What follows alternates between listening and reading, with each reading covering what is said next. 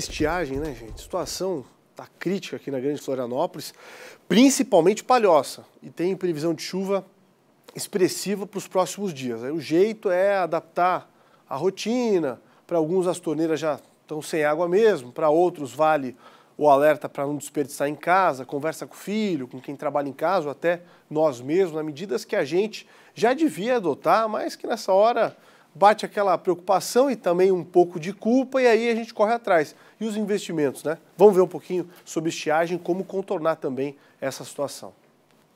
Nessa escola estadual do bairro Jardim Atlântico, a falta de água mexeu com a rotina. Nos dias mais complicados, a direção teve que buscar alternativas para não deixar de servir a merenda das crianças. A gente teve que adequar a questão dos lanches, né? Fazer o cardápio alternativo, usando alimentos que não precisassem de tanta água.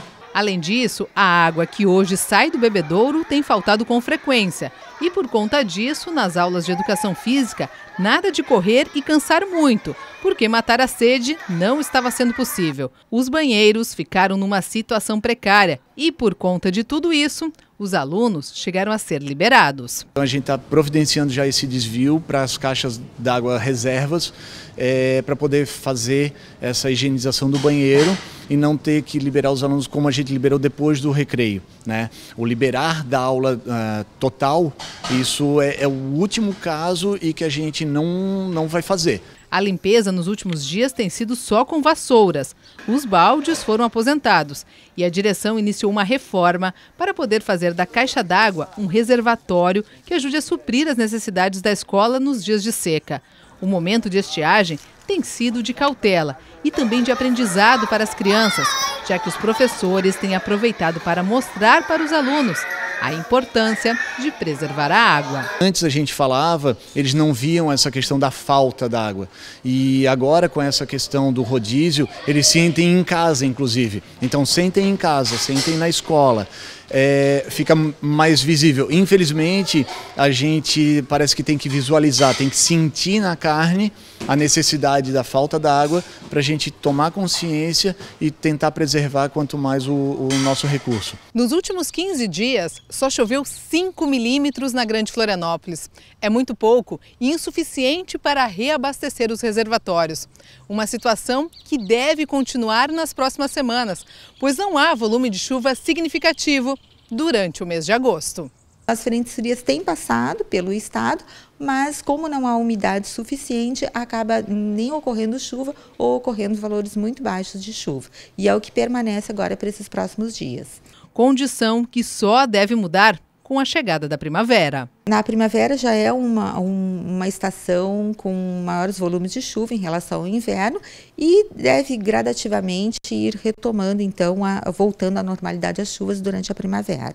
Para este especialista em recursos hídricos, a preocupação com a falta de água na Grande Florianópolis é antiga. Um dos primeiros relatos, em 1913, já mostrava uma situação precária que preocupava até mesmo o governador da época, Vidal Ramos.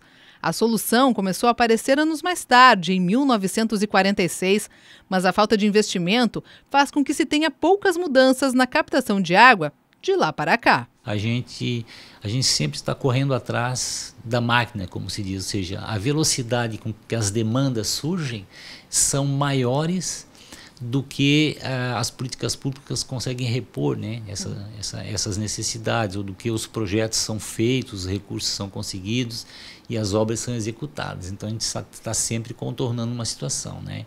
O professor acredita que a capacidade de captação de água tenha caído de 2.700 litros por segundo para 1.600 durante essa época de estiagem.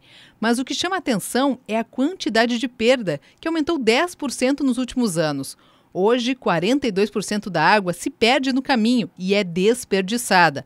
Um problema muito preocupante. Se essas perdas não fossem nesse nível, conseguiríamos atender cerca de 50 mil até 90 mil habitantes a mais, né? Com o volume, com a redução apenas de 10% nas perdas, né? Então, redução essa que seria, na verdade, o que a perda cresceu de 2015 até 2017. Além disso, o consumo de água da população da capital está acima da média estadual e até nacional. Quem mora em Florianópolis consome em média 179 litros de água. O período de estiagem é também um momento de mudar os hábitos e evitar o desperdício, para quem sabe levar isso como prática quando a situação voltar ao normal. A água, muitas vezes, ela é realmente desperdiçada, né? Seja com lavação de calçada que não precisaria, ou outros fins que não seriam necessariamente os mais adequados. Então, um apelo aí mais uma vez para a gente procurar economizar e usar só o que for necessário.